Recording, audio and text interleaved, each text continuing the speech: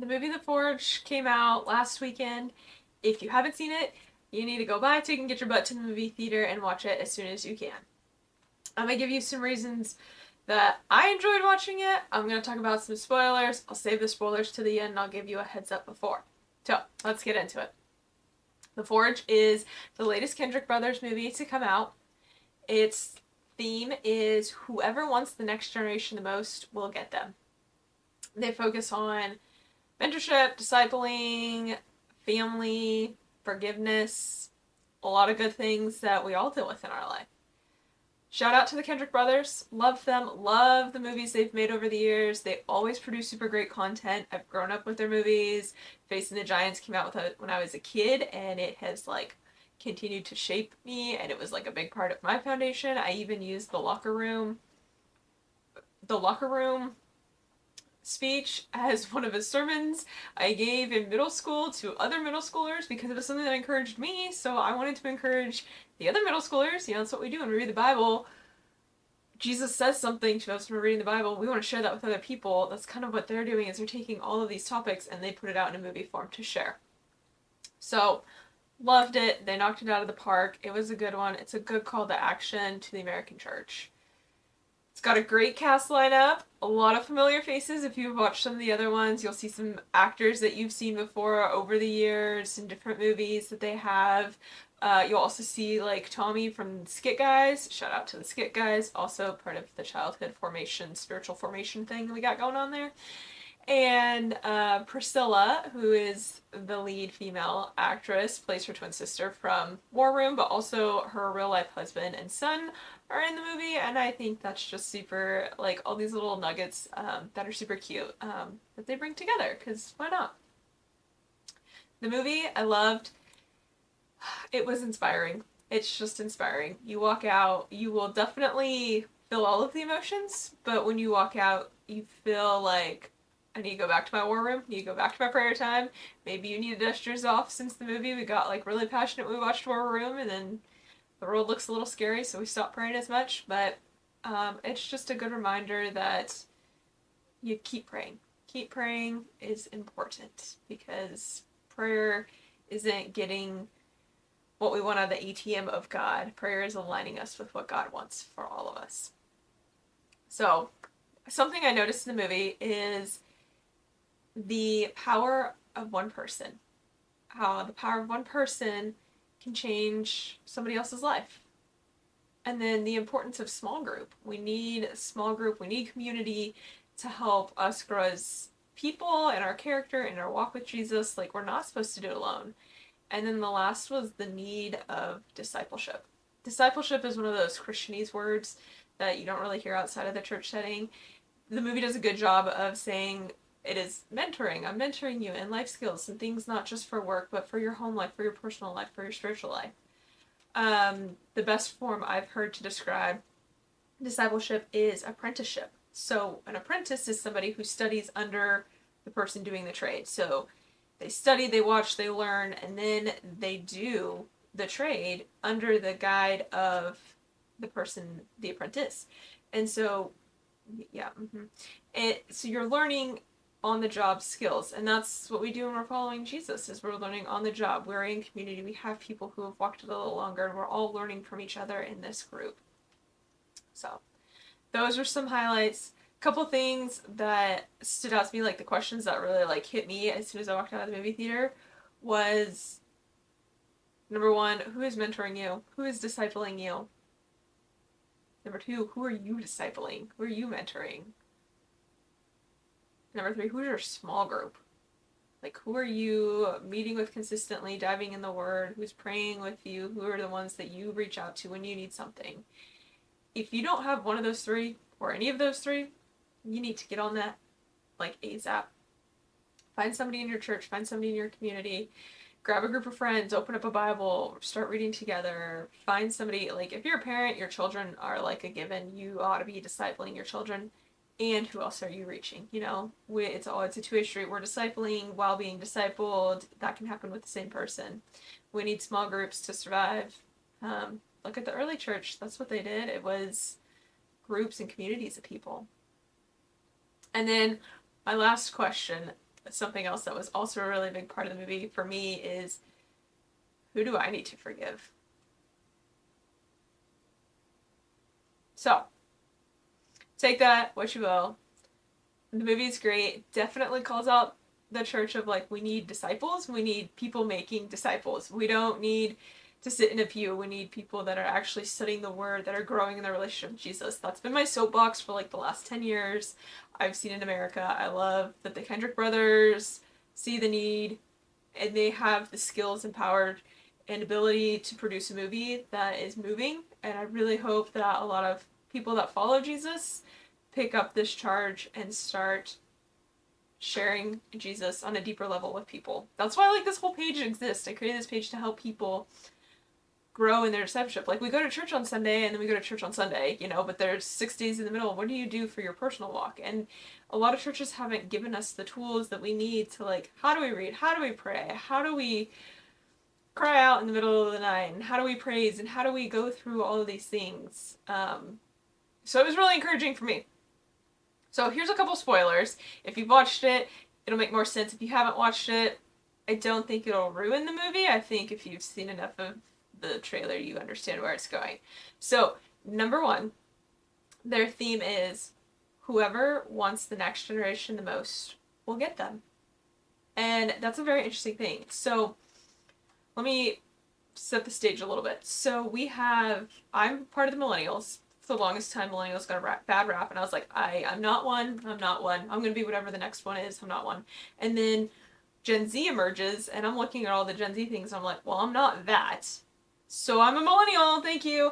I'm not necessarily proud of it. I don't really like labels, but you know, it's the category I fall into. So we've got Gen Z, and then we've got Gen Alpha, which is the next younger generation. That's your high school, college. High school is Gen Z, elementary school, primary school. That's pretty much Gen Alpha.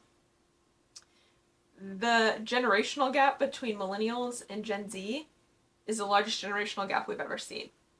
So that being said, like, I identify with generations that are older than me better than I identify with the generation younger than me, which I think any generation could say, but there is such a gap between kids born in the 90s and kids born in the 2000s, and it wasn't that much different.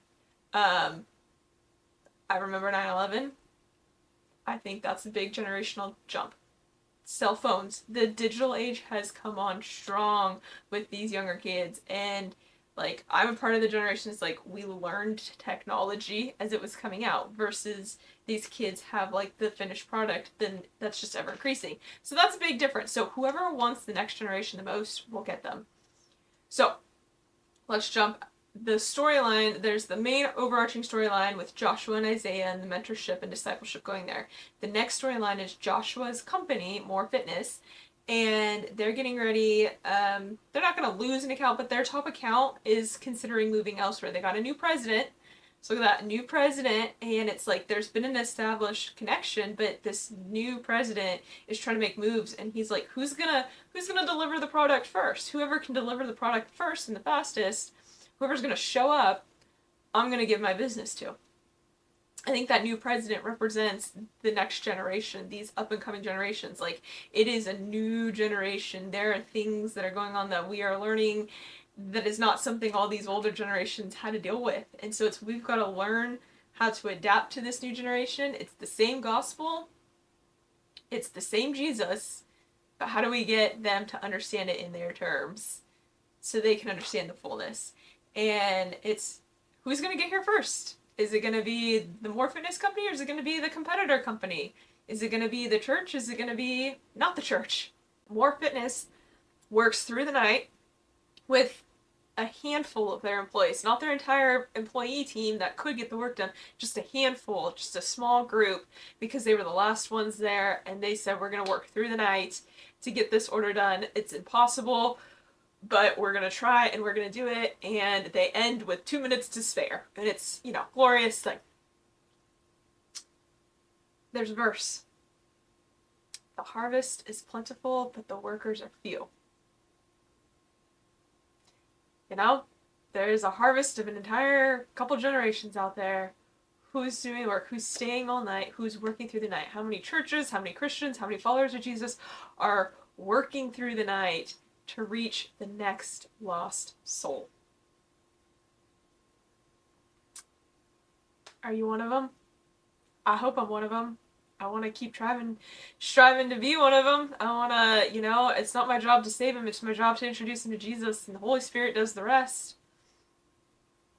So, the other thing I found really interesting is the theme of the Ford, Isaiah's car. So, we first see the car, Isaiah's looking for a job, and the car is just like dusty, sitting there in the garage, been put away. I would say it is not being used for its its designed purpose, right? He even has a friend go, "You ain't driving that. Like, it is not capable to be driven." And, when it's introduced, Isaiah's like, "Yeah, my granddad bought it, and my dad was supposed to work on it, and that didn't happen, and then my dad was supposed to work with me, and that didn't happen." So then it just sits. It's not being used for what it was designed to drive people places. So, put that on pause. There's a couple other parts that tie in the car, and then we'll come back to that. So Miss Clara shows up. If you've watched War Room, Miss Clara from War Room makes an appearance, and they have a prayer group, and she says, prayer is not the spare tire. Prayer is the steering wheel. We can't treat it like a spare tire. Like, how many of y'all think about your spare tire? Maybe, like, the 2% of you that work in the tire company or car company. I got a flat tire a couple months ago, and I went to go get new tires, because apparently I need new tires on all of my tires, and the guy at the tire shop was like, "You need a new spare tire too." And I'm like, "Why? It's fine. I haven't used it." And he's like, "That thing's almost 20 years old, and you haven't used it because you haven't used it, and it's almost 20 years old. It's seen some days." And I'm like, "Fine, but I don't think about my spare tire. I know it's there, but, when do we think of a spare tire? When we're in a oh poop moment and I need something to work right away, So how many times do we treat prayer like, oh poop, something happened and I need something to work for me? Versus the steering wheel. When you get in the car, you touch your steering wheel every time you're in your car. Like, even if I'm just getting my car to get something, I'm like using the steering wheel to like pull myself in, Like, you touch your steering wheel. What does the steering wheel do? The steering wheel literally directs the path the vehicle takes. And you're in the vehicle, so the steering wheel takes you where you're going. It directs the path. And so that's prayer. Prayer ought to be the thing that aligns us with God's path, It's not the thing that we get pull on emergency situations. I mean, you're obviously going to use it in emergency situations, but you want to use it all the time, right? So that was car cute thought number one. The other car nugget is in this beautiful conversation Joshua's having with Isaiah about forgiveness. And Joshua's talking about his own journey of forgiveness, and he's talking about when you don't forgive, basically you're drinking the poison. He goes, when I forgave, I felt a parking brake released off my life. Think about it. What does a parking brake do? It's not just like, oh, my car's in park. You put your car in park and then you put your parking brake on. It's that extra lock. It keeps it locked so it doesn't roll down a hill. It's not going to move. It's tight,